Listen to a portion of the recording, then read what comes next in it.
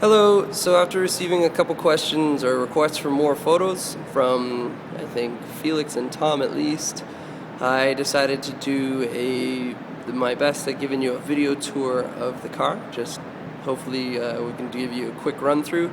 You can see that everything's in good working order and that everything's all good. This is today's newspaper, just so that you can see that I am filming it within the week. It is Tuesday, November 29th, 2011, and I'd love to have done this outside. Unfortunately, it is pouring rain in Toronto. Nonetheless, this is the dust cover that comes with it.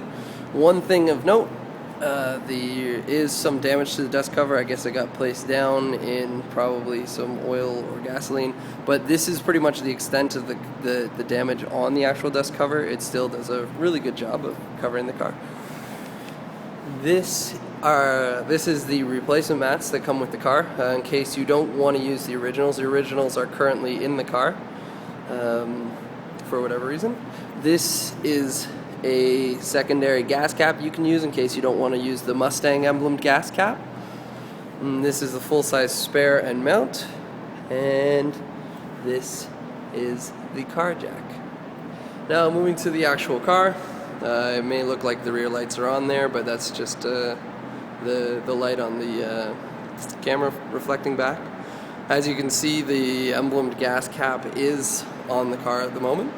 And let me just kind of run you through what I see, I guess, the things that I've found that are of note. Firstly, looking at the rear bumper here, as you can see, it's in really good condition, though there is some points where the chrome has come off and needs to be re-chromed, but nonetheless, it's fairly good. In the bottom left corner of the brake light there, you can see there's some of the top coat has come off, exposing some of the hard cover. Looking inside the trunk of the car here, I know this is fairly dark. I'm hoping that it shows up okay. There is some greasy spots on the inside. I've been told that that's a matter of the rust proofing that's been done on the vehicle. It is a fairly spacious trunk. These are the rear brake lights, the back of the rear brake lights, they're mounts. And this is the other one. This is the driver's side. This is the pipe that leads to the gas tank. Now just giving you an exterior tour of the car here, and kind of taking note of the things I noted. This is well, first let's kind of show you there's the Grande emblem and the rooftop. Somebody, I guess before me, painted the roof black, and as you can notice, it's peeled a bit. Coming down here, first thing, there is a little bit of bubbling here, but that's about the extent of what I've found. For the most part, this is the side of the car. I don't really know what to tell you. It's in really good condition aside from the odd chip here and there. This is the front of the car. Just kind of as note, the bumper here has some of the paint on the bumper has started to chip away and wear away. Now moving down the passenger side, again, like I said, I don't really know what to tell you. She's in great condition. You can see the Mustang emblem down there. Sorry, I'm moving around a pillar here, so it's not necessarily giving you the full side view, but that's the passenger side. And again, just to give you different angles on the roof here, you can see kind of the Grande emblem on the passenger side as well. Just showing you how this all looks. And so that is kind of the exterior walkabout of the car. Let's move inside. I'll do my best to show you everything. Hopefully it's not too crammed in there and not too messed up to look at. This is the door the driver's side door. As of note, something that I noticed didn't show up in my photos, or my original photos, was a crack in the armrest. Those are the automatic window controls and the mirror adjustment. Just to kind of show you, this is the old school seatbelt system where you actually took the shoulder belt and locked it into the seatbelt in here and use both. I tend to use both. I've heard rumors that you can use one or both. Moving first to the back seat, you can see that the seat moves forward by just a little latch here. Just kind of showing you, there's the automatic window controls for the rear, an ashtray. There's the rear seat. And I don't really know if there's anything of note there. Or actually, I don't think there's anything of note there. This is the rear automatic window controls. So now moving the seat back into place and showing you the front side of the car. This is the dash. The speedometer, the fuel tank, and any sort of warning system. Those are some of the electronic controls, which I'll go through once I turn the car on. There's the e-brake, and in the back there you can see the high beam switch. Let me just turn it on and then I'll kind of run you through everything else.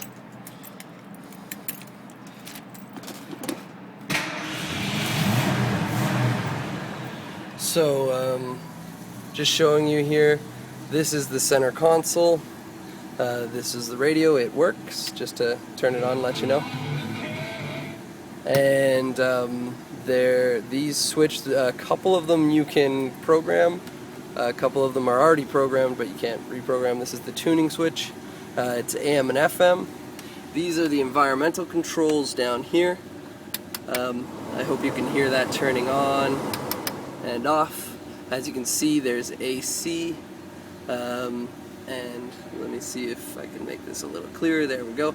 And these are the vents, whether this is the changing the venting system, this is changing the temperature. The clock down here unfortunately doesn't work. But moving over to the glove box, as you can see, it's a fairly reasonable sized glove box. I tend to keep the gas caps in there so that I can change them out as I wish. The fasten seatbelt light comes on if your seatbelt's not on and the car's in gear. Let me show you. I don't have a seatbelt on, and there you have it, on, and off she goes. There's the front automatic light controls, the door handle, and I guess I'll show you I have the center console here. It's felt lined. That's the center glove box. I'll show you the passenger side door and all that once I get through showing you how the car runs. First things first, the electricals. This is the rear defogger. I don't know how else to show you that it works except the light turns on, so I guess you're kind of going to have to take my word for it, but I promise you it does work. These are the lights. That's the light switch there. I'll show you that they all work in a second. This is the windshield wipers. As of note, I noted they do not work. There's a switch that needs to be replaced. This is a lighter, believe it or not.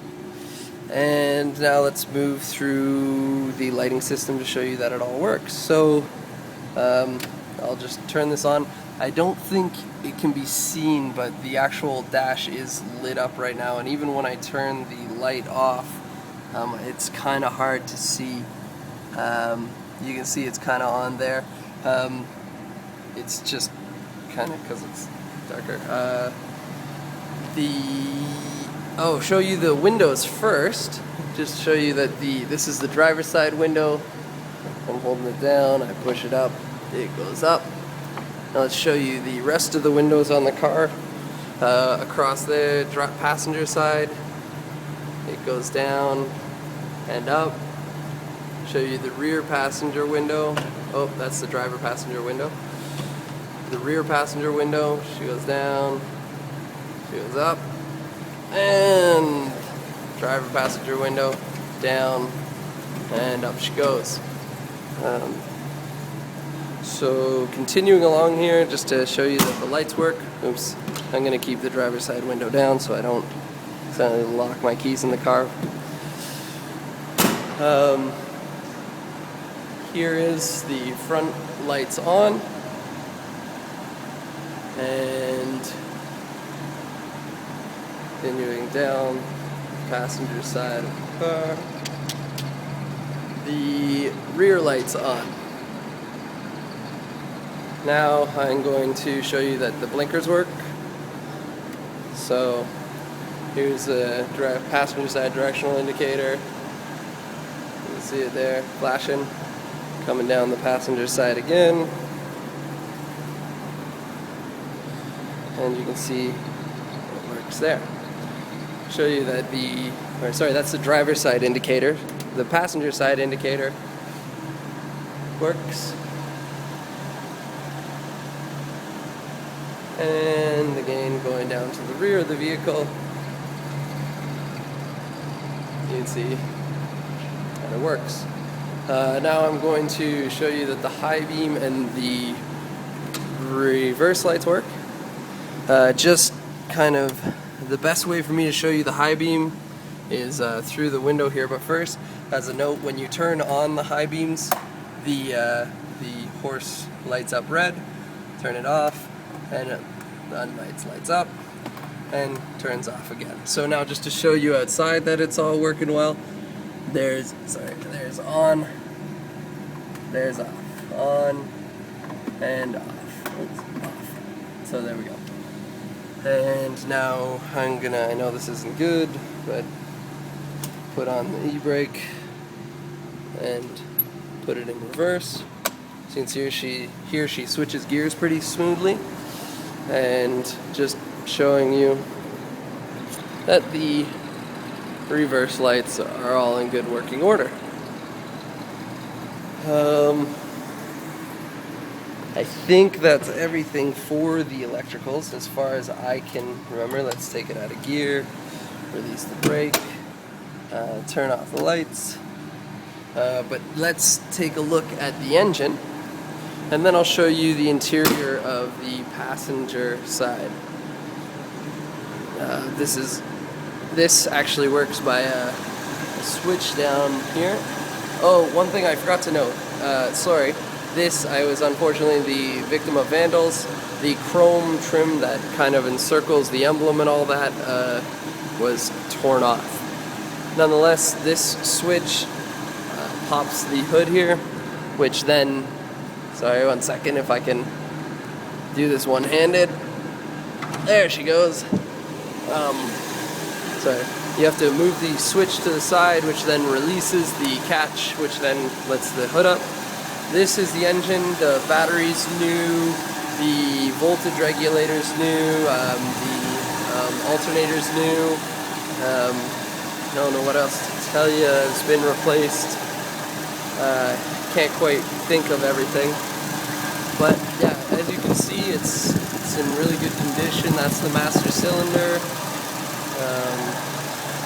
It runs fairly smoothly. I don't know if you can actually hear me over it. There's the fan, of course, for the ride, and yeah, I guess that's the engine. So now showing you, moving to the passenger side, I'll show you this here. Again, there's the door, the latch underneath. I don't know if I showed that on the driver's side, but there's the latch underneath. Just to show you the passenger side controls work. That's down, that's up, and that's me doing that. And this is the rear passenger side controls. You can see them down, and down it goes, and up it goes. And I didn't do the driver's side, but I'll do that now. Sorry for that's nauseating anybody. Push down, it goes down. Push up, it goes up. Alright, I think that's everything. I hope if you have any more questions, is there anything you wanted me to take a closer look at on the car, please feel free to email me or call me if you want to take a look, want to take it to a mechanic or anything. I think that's everything. I hope that's been informative. Bye.